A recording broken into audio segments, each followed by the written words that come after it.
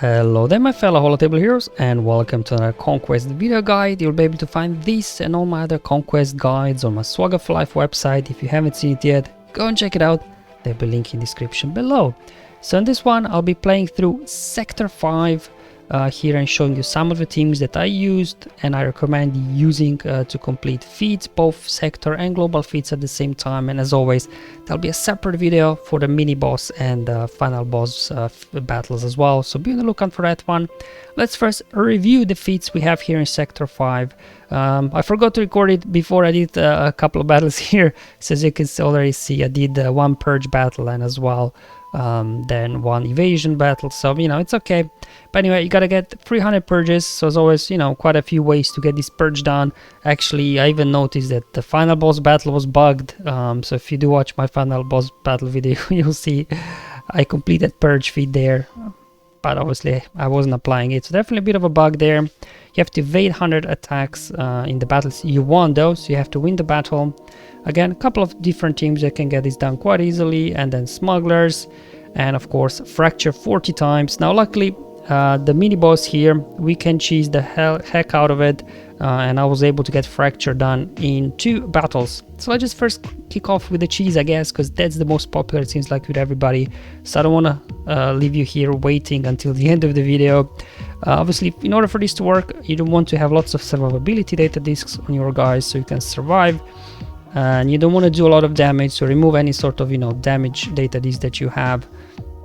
And this is pretty much it. Okay, because, you know, the idea here is to time out if possible, so that the battle goes on as long as possible. So this is the team. What you want to do is pulp lead for the pulp terrain, right? Then we got as well Watt there for his tag. He puts first, let's go ahead, put tank tech over on Malak in case Malak gets shocked and things like that, that he can dispel from himself, and then keep obviously recovering that bonus protection up he's getting from entrenched, so he's never taken down. They're critting him. Whenever they crit him, obviously they will get feared. So first move, I'm going to swap Termeter with Watt, and now he can go ahead, put weapon tech on a Throne, which means Throne will be getting 15% Termeter anytime the enemy takes a turn. But I just saw that there, Revan there, he was constantly shocking my guys, and obviously if they're shocked, they can't gain bonus Termeter. Watt was not really clever, and he just kept cleansing off Malak or something like that. Whereas I really need shock off Throne. That Throne is getting lots of turns here. So I'm just kind of manually playing now until I get Revan out, and then I'll be able to hit autoplay again, I think. Let's go ahead, fracture him. Come on, finish him. One hit. Nope, wasn't quite enough. Okay, that's fine. Yeah. Okay, and they got thrown out of fracture already. Oh, it's brilliant. Okay, here we go. That should do it. No, not quite. Maybe this one. Let's go ahead, swap with Watt again. Let's go ahead, clean up Basti as well, so she can also gain bonus Termeter. And somebody finish off Revan. There we go. And with Revan out, just target Basti. She's got a shock as well there. And then just hit autoplay, to be honest, and let these guys do what they do. As you can see, we're getting lots of turns in here. You know, every time buffs, debuffs expire, we're getting turn meter. So really, we are really running circles around these guys. But I think eventually, I wasn't able to time out. I did enough damage over time versus Malgus, because obviously healing immunity, shock, and everything like that. He wasn't able to recover health, but you know, I was still able to. I think in first battle I did 19 fractures, and when I did this now for the second time, as you will see, the fracture there has been completed in 2 battles. So in this one I got at least 21, I guess, so I reached 40, and that's a very nice cheese team there to do that. Okay, so speaking of Purge, you know, we used to run this team previously with low gear Inquisitors, so I'm just showing it again. I do have obviously now Relic Top my Inquisitors, but with low gear Inquisitors this team can work really well.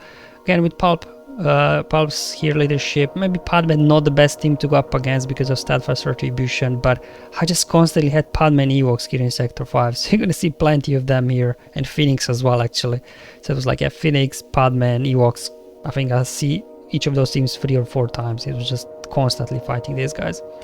By the way, Steadfast Retribution is slowly working me down, but doesn't matter, even if you lose, the Purge will still count. And you know, these guys put so much debuffs, they're getting so many turns. Whenever debuffs expire, you know, Pulp Train takes effect. So I was able to get, I think, 60 purges in that particular battle. And as mentioned before, yeah, plenty of Phoenix battles in this one. But anyway, got Smugglers, let's look at Dash, Han and Chewie. Now, at this point, I didn't have Zealous Ambition data discs yet. I have now 2 gray ones, so better than nothing, but, you know, it's not really enough, 2 gray ones to make a difference. If you do have, like, you know, 2 green ones or blue ones or even 3, then Dash his AoE can, like, one-shot a lot of teams, so it's going to be easy, probably, to actually cheese these. You could even do some sort of Jedi Master Luke Dash cheese, right, if you'd want to. But you know, we do have now all these kind of complete scoundrel teams. You can see we're totally smashing this Phoenix squad without any issues whatsoever. And then of course we've got it global, is it R2, 3PO feat, right? And I'm bringing in as the 5th actually Yoda, so he can spread foresight, so we can evade attacks, right? Remember, we have to evade 100 times for that evasion feat. This one was a little bit annoying because obviously I do have Watt, so I did take out Magna Guard quickly, but then Watt brought him back. Magna Guard looks like died off with full turn meter because he took a turn straight away. So the battle will drag on for a while, but we got so much protection up here that these guys just can't do anything, to be honest. They can't land any sort of debuffs on us because of Padme when you do have protection up. That's why, like, you know, in Triangle data, they play really nice with Padme, you know, pretty much indestructible there, especially when you got 4 like I do, or if you do have 45 data disc, obviously that would be great.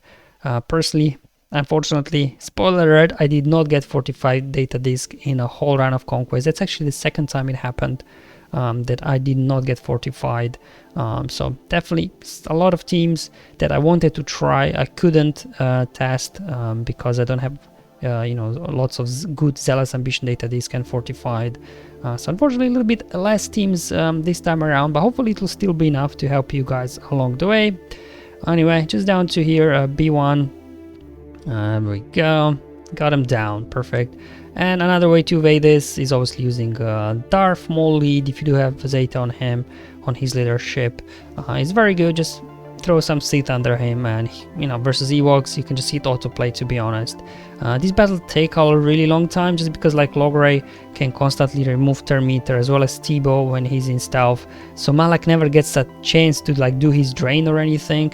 That's why I had to bring in Nihilus, so that actually at least then he's having snack one at a time eating up all these bears.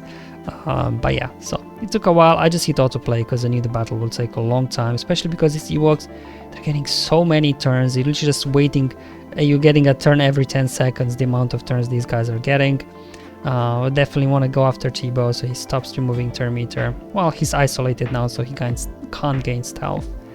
Anyways, alright, just down to Wicked, and down he goes. So, you know, a lot of evasions done that way.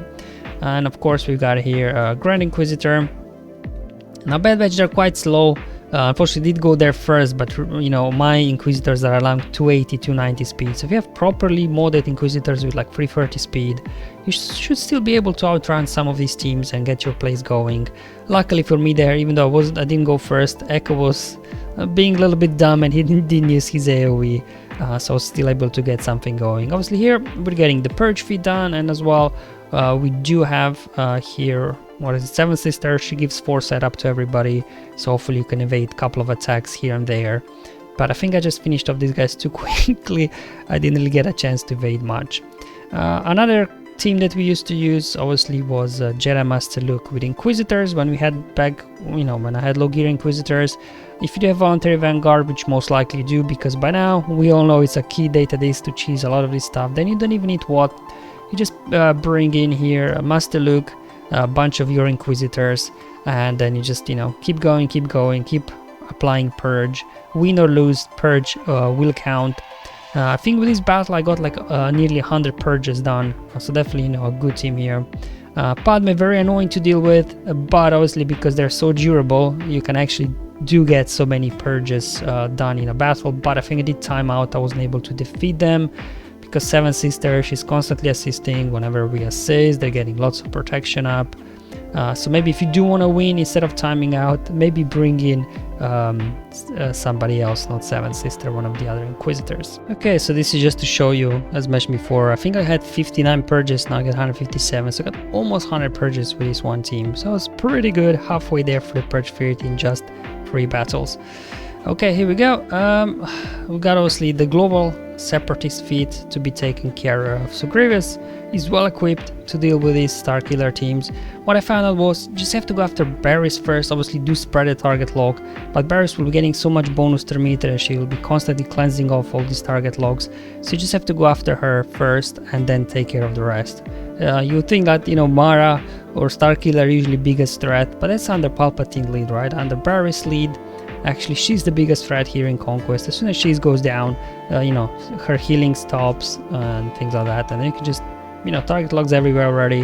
A Starkiller will not counterattack because of target logs, and you know, you can just quickly then finish him. And yeah, finally we got this BT trip, right? So mine are 3 stars, both of them at gear 8. Actually, they're maybe 4 stars now. Yeah, I'm farming them. I think they're 4 stars gear 8. But doesn't matter, luckily for us, if they die off or not.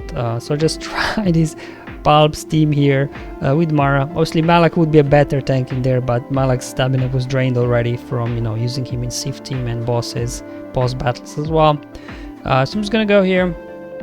Once Mara and Palp get going, you know, these guys can't do a whole lot, to be honest. And because of critical formationated disc, anytime I critically hit, my guy's recovering protection, so I was actually able to get Royal Guard there back to full protection in case one of these guys later on do get a turn. He's still there alive to take the hits for us, and there we go. This would still count for the global fit, luckily, because BT and Trip don't actually have to survive in order for this to count. And that's it, guys. That's all what I wanted to show you in today's video. As you can see, I need to come back, do a few more smuggler battles here, and you know, pretty straightforward, I think, here in Sector 5. So hopefully it was useful and helpful. Let me know in the comments below, and hopefully I'll see you in the mini boss and final boss video for Sector 5. But until then, have fun, enjoy life, and may the RNG be with you, my friends.